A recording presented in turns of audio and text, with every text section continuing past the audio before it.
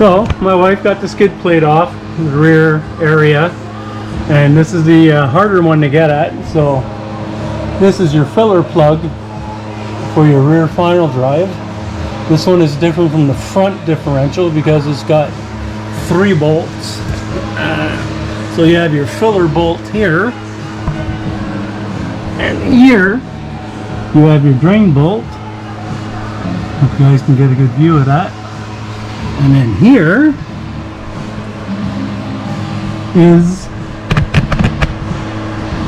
the bolt that tells you, the one with the blue mark on it, that tells you your fill level. And that's the one, the hardest one to get at.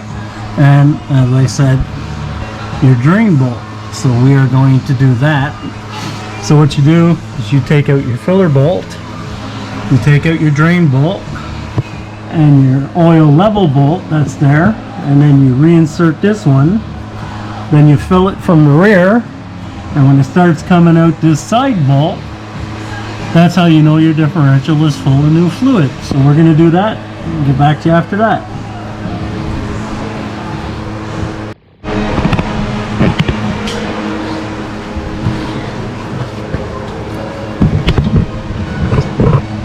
So right now, my wife is going to drain the rear final drive.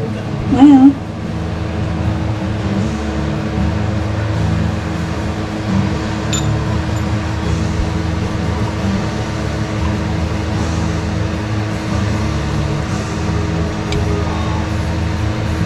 how do I know when it's...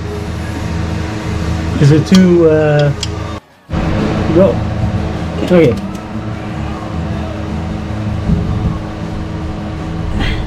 It's gonna be tight. Oh, I have something in my eye. Can I break it? No.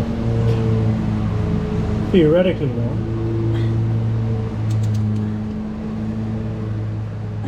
Okay, one sec.